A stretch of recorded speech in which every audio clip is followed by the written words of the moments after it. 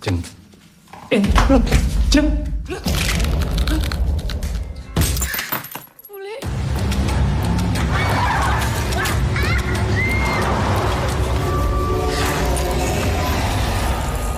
Cerita dimulai di tahun 2008. Seorang perempuan bernama Sudarsih tampak sibuk di gudang belakang rumahnya. Ia memukul-mukul sesuatu dengan keras. Di depannya, ada seekor gagak mati. Ia mencabuti bulu-bulunya satu persatu, sambil komat kamit membaca mantra. Setelah itu, tubuh gagak dimasukkan ke dalam lesung kayu besar dan ditumbuk berulang kali. Tak lama, adegan berpindah ke restorannya. Tempat itu ramai. Para pelanggan tampak sangat menikmati masakan racikan Sudarsih. Di rumah, suaminya, Taryadi, memuji sambal buatan istrinya. Ia menyebut rasanya luar biasa. Tapi saat itu, Sudarsih tiba-tiba melihat gagak lain masuk ke dalam rumah. Wajahnya pucat. Ia ketakutan.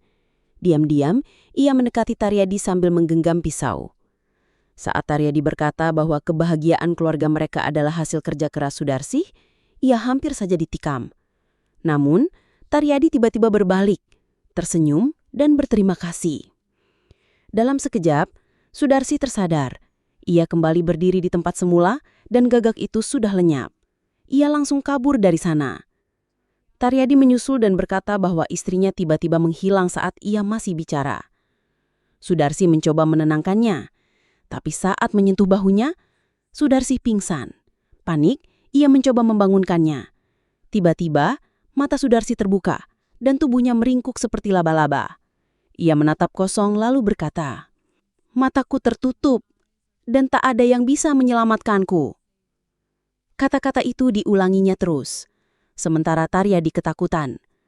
Taryadi memohon agar ia berdoa, tapi yang terdengar hanyalah tawa menyeramkan. Lalu semuanya menjadi gelap. 2 tahun berlalu.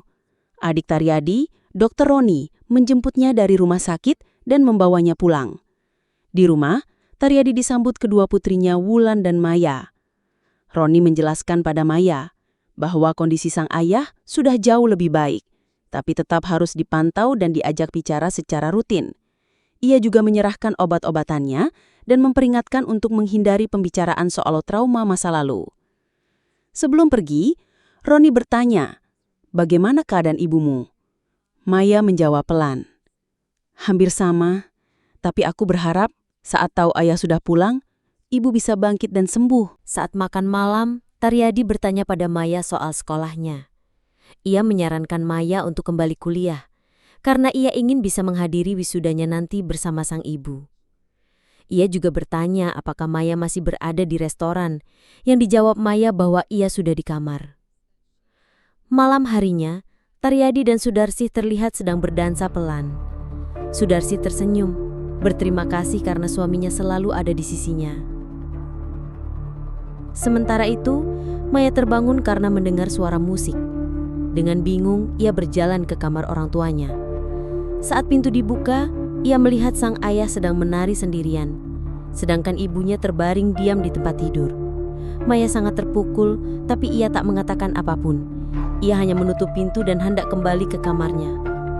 Namun tiba-tiba terdengar suara keras. Maya penasaran dan membuka tirai jendela. Ia terkejut melihat kaca jendela pecah dan ayahnya berdiri di luar. Ia segera keluar dan memanggil sang ayah. Saat Taryadi berbalik, ia tersenyum. Senyum yang menyeramkan. Tanpa berkata apapun, ia berlari dan menghantamkan kepalanya ke pipa besi, mengakhiri hidupnya sendiri di depan mata putrinya. Keesokan harinya, di pemakaman Taryadi, Maya menerima telepon dari Dr. Roni. Ia menyampaikan belasungkawa dan bilang tak bisa datang hari itu karena harus menjalani operasi darurat. Tak lama, saudara-saudara Sudarsih datang. Mereka duduk bersama di dalam rumah lalu mulai membahas soal rumah keluarga itu. Mereka meminta Sumarni untuk membujuk Maya agar pindah ke rumah kecil supaya rumah besar itu bisa dijual dan uangnya dibagi rata. Mereka berdalih bahwa rumah itu adalah warisan ayah mereka, bukan milik Sudarsih. Sumarni kemudian mengenang masalah warisan keluarga yang dulu berujung kacau, perceraian yang mahal, dan usaha bengkel Sucipto yang gagal. Ia menyalahkan kelalaian mereka sendiri. Setelah itu Sumarni tampak menemani Sudarsi. Ketika Maya masuk, ia menyarankan ibunya untuk beristirahat. Sumarni membisikkan sesuatu ke telinga Sudarsi sebelum berpamitan. Sebelum pergi, ia melirik cermin yang ada di depan ranjang lalu pergi diam-diam. Sebelum keluar rumah, Sumarni sempat bilang pada Maya bahwa mereka perlu bicara. Tapi Maya menolak halus, bilang bahwa ia harus menjaga ibunya dan mengucapkan terima kasih atas kedatangan mereka. Sucipto menanyakan apakah Maya menyuruh mereka pergi, dan Bambang maju ke depan, menjelaskan bahwa mereka datang hanya untuk memberi penghormatan terakhir pada Taryadi dan menjenguk keluarga. Sumarni mengakui bahwa waktu ini memang kurang tepat, tapi Sucipto langsung bicara to the point. Rumah ini sebaiknya dijual saja untuk biaya pengobatan ibunya. Setelah itu, hasilnya bisa dibagi dan Maya bisa pindah ke tempat yang lebih kecil. Namun Maya menjawab tegas bahwa rumah ini adalah milik keluarganya. Kalau mereka ingin menjualnya, tunggulah sampai ibunya sembuh. Mendengar itu, Sumarni memilih mundur. Ia mendoakan kesembuhan kakaknya lalu pergi.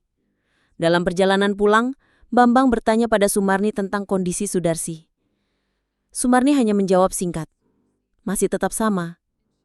Sucipto bertanya lagi, "Terus sekarang kita harus bagaimana?" Dengan tenang Sumarni membuka tangannya dan memperlihatkan segumpal rambut milik Sudarsi. Ia tak menjawab, hanya berkata, "Sabar dulu." Malam itu, saat Maya keluar kamar, ia sadar bahwa listrik padam. Ia berjalan ke dapur untuk mengambil lentera. Saat lampu menyala, bayangan ibunya tiba-tiba muncul di belakangnya, lalu menghilang seketika. Maya kembali ke kamar dan melihat seekor gagak berada di ujung tempat tidurnya. Ia lalu menoleh ke jendela dan melihat jendelanya terbuka. Perlahan, ia mendekat dan mencoba menutupi gagak itu dengan spray. Tapi saat ia berbalik, ayahnya tiba-tiba berdiri di depannya. Seketika, banyak gagak muncul dan memenuhi ruangan, terbang mengelilinginya dengan suara mengerikan. Tapi itu hanya mimpi buruk. Maya terbangun sambil terengah-engah. Keesokan harinya, saat hendak membersihkan ibunya, Maya terkejut melihat punggung ibunya membusuk, dipenuhi cacing yang merayap di sela-sela daging yang rusak. Panik, ia segera memanggil pamannya Roni untuk membantu.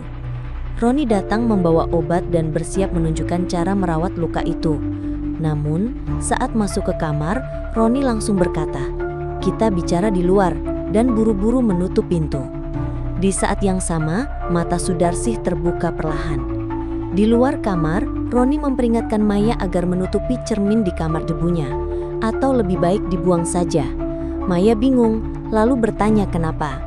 Dengan ragu, Roni menjelaskan bahwa ia curiga kematian ayah Maya ada kaitannya dengan cermin itu.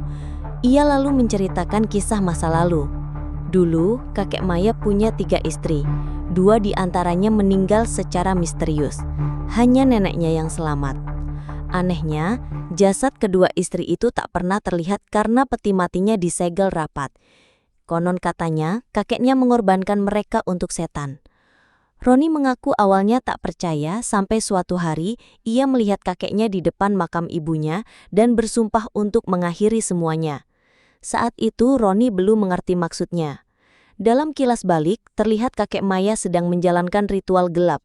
Ia menyembelih ayam hitam, lalu meminum darahnya sendiri. Setelah itu, ia mengiris tangannya dan meneteskannya ke selembar kertas bertuliskan mantra. Dengan tatapan kosong, ia merebahkan tubuh ke dalam lesung besar dan berbisik, "Bawa aku selamanya." Tiba-tiba, suasana ruangan jadi gelap. Sesuatu keluar dari cermin, merayap pelan ke arahnya. Tapi kakek Maya meraih alu kayu dan tanpa ragu memukul makhluk itu dengan brutal. Dari luar Roni menyaksikan dengan ngeri, suara hantaman terus terdengar hingga semuanya sunyi. Maya bertanya, apa yang sebenarnya ia lihat? Roni menjawab, "Perewangan." Maya bingung, apa itu? Roni menjelaskan, perewangan adalah makhluk setan peliharaan yang harus diberi makan secara teratur. Sebagai imbalannya, pemiliknya akan diberi kekayaan dan kemudahan. Maya bertanya, jadi apa hubungannya dengan ibu? Namun sebelum Roni bisa menjawab, teleponnya berbunyi. Itu dari istrinya. Ia berbohong, mengatakan sedang mengunjungi pasien. Setelah menutup telepon, Maya bertanya, "Bibi Yani nggak tahu kalau kamu di sini?" Roni hanya menggeleng dan berkata bahwa ia akan pergi mencari bantuan dan menyuruh Maya menghubunginya kalau ada apa-apa. Sebelum pergi, Roni mengingatkan sekali lagi, jangan lupa tutupi cerminnya.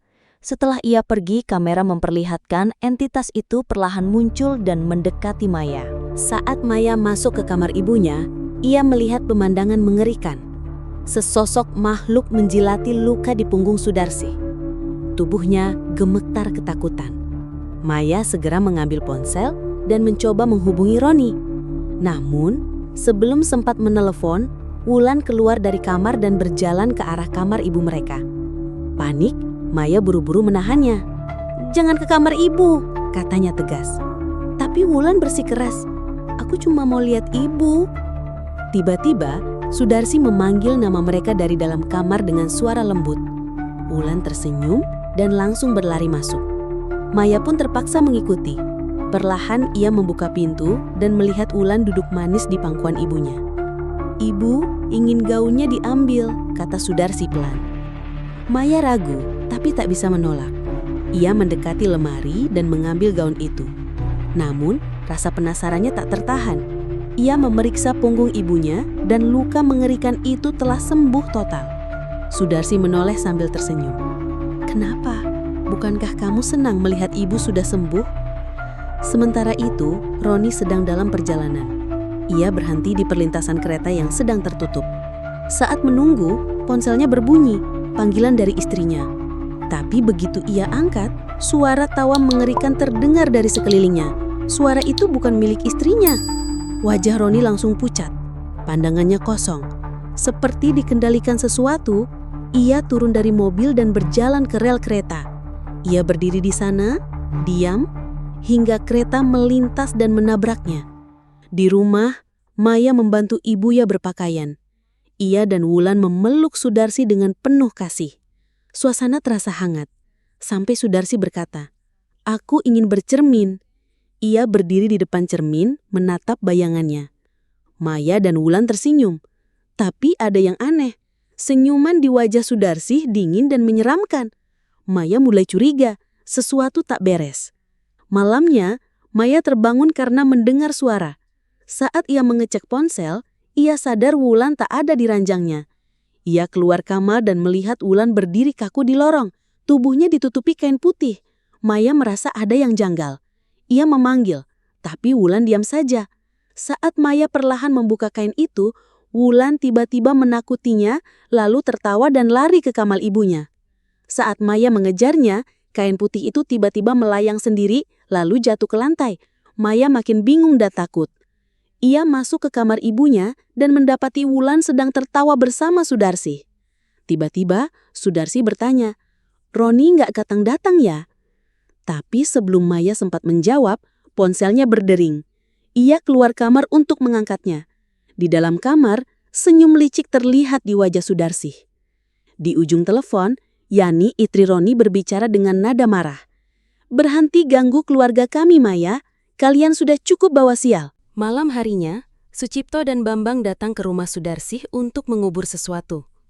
Saat Sucipto menggali tanah di dekat kamar Sudarsi, Bambang berjaga.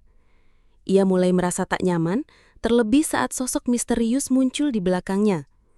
Ia panik dan menyuruh Sucipto mempercepat penguburan. Setelah menutup lubangnya, mereka mendengar suara mencurigakan dan segera kabur. Setiba di rumah, Sucipto menelpon istrinya, Sumarni, dan bilang ia baru saja mengubur rambut itu. Namun tiba-tiba sesuatu jatuh di atap rumah, membuat seluruh bangunan bergetar. Ia ketakutan, mengambil parang, dan mendengar suara langkah di atas atap, disusul tawa mengerikan. Saat mencoba mencari asal suara, kakinya dicengkeram sesuatu dari bawah. Dalam kepanikan, ia menebas kakinya sendiri dengan parang. Ia jatuh pingsan, dan melihat sosok mengerikan merangkak keluar dari kolong lemari, lalu mengambil kaki yang terpotong itu. Sucipto mencoba melarikan diri, namun makhluk itu kembali dan menyeretnya ke dalam kegelapan. Keesokan harinya, Maya menutupi cermin dan menerima telepon dari Sumarni. Namun perhatiannya terganggu saat melihat Wulan memberi makan cacing ke ibunya. Ia langsung menghentikannya, tetapi ternyata itu hanyalah bubur. Di luar kamar, Maya meminta maaf karena telah marah. Ia mengatakan bahwa Wulan satu-satunya yang ia miliki dan memeluknya erat. Wulan kemudian memintanya berjanji untuk tidak memarahinya lagi. Dan Maya mengiyakan. Malam hari, Maya terbangun karena merasakan sesuatu.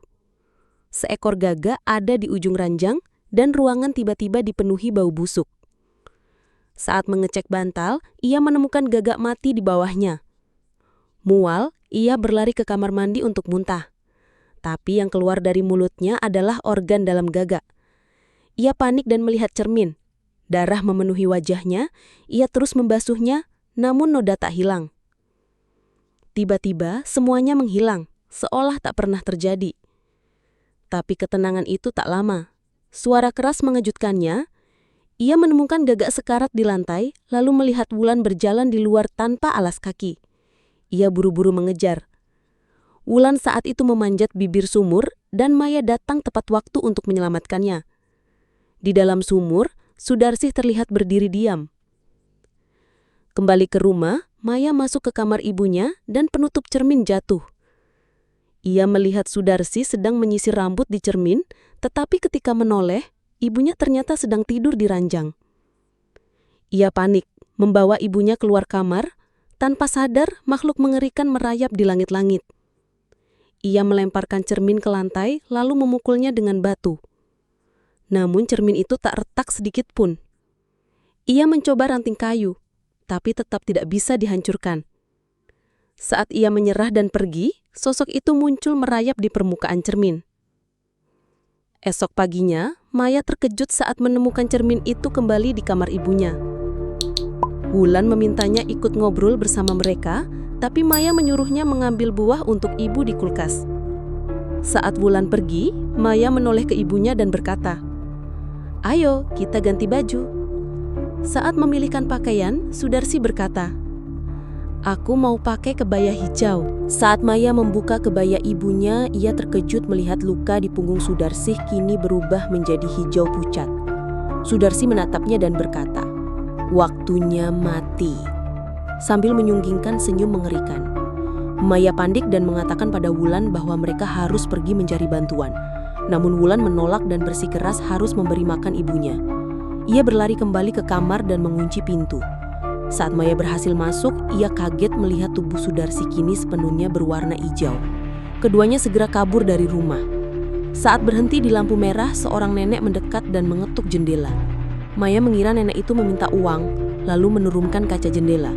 Tapi si nenek berkata, "Aku mau jiwamu, bukan uangmu."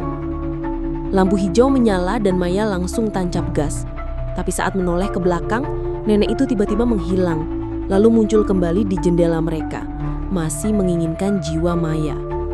Mereka terus melaju hingga akhirnya sampai di rumah Sumarni. Maya memohon bantuan, tapi Sumarni berkata bahwa ia sudah mencoba menolong sejak awal, dan kematian Sucipto adalah harga yang harus dibayar. Ia juga menyuruh Bambang pergi sejauh mungkin. Maya menjelaskan bahwa kulit ibunya berubah hijau, dan Sumarni pun berkata bahwa itu bukan lagi ibunya, melainkan tubuh Sudarsih sudah diambil alih oleh perewangan. Saat Maya bertanya apa yang harus dilakukan, Sumarni menjelaskan bahwa rumah kakeknya adalah tempat awal kesepakatan dengan makhluk tersebut. Cermin itu seharusnya dibuang ke Laut Selatan, tapi ia mencurigai Sudarsih telah memanggil makhluk itu demi kesuksesan restorannya. Setan itu meminta cinta sejati sebagai tumbal, dan karena Sudarsih gagal mengorbankan Taryadi, makhluk itu malah mengambil suaminya, menguras harta dan kesehatan keluarga mereka. Kutukan yang dulu pernah diputus kakek mereka kini aktif kembali, mengikat garis keturunan selama 7 generasi. Sudarsih sudah tak bisa diselamatkan, tetapi Maya dan Wulan masih punya harapan. Sumarni lalu memberikan sebuah kendi berisi air laut yang telah dimantrai.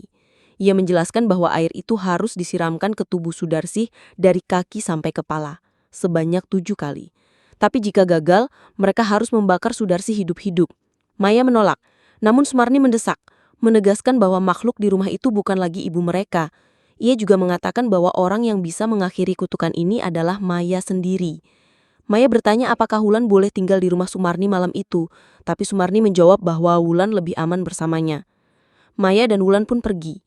Saat Sumarni hendak menutup pintu, makhluk itu terlihat menggantung di atap rumah. Sumarni kemudian melakukan ritual, namun saat memecahkan kelapa, yang keluar adalah darah, bukan air. Ia ketakutan dan makhluk itu pun jatuh dari atas dan menyerangnya. Kepalanya terpenggal dan terpental keluar, sementara makhluk itu merangkak naik ke tangga. Sementara itu Maya kembali ke rumah dan menyuruh Wulan tetap di dalam mobil. Ia meminta Wulan membunyikan klakson jika ada bahaya dan memperingatkan. Jangan buka pintu, bahkan kalau itu ibu sekalipun. Maya berada di kamar ibunya.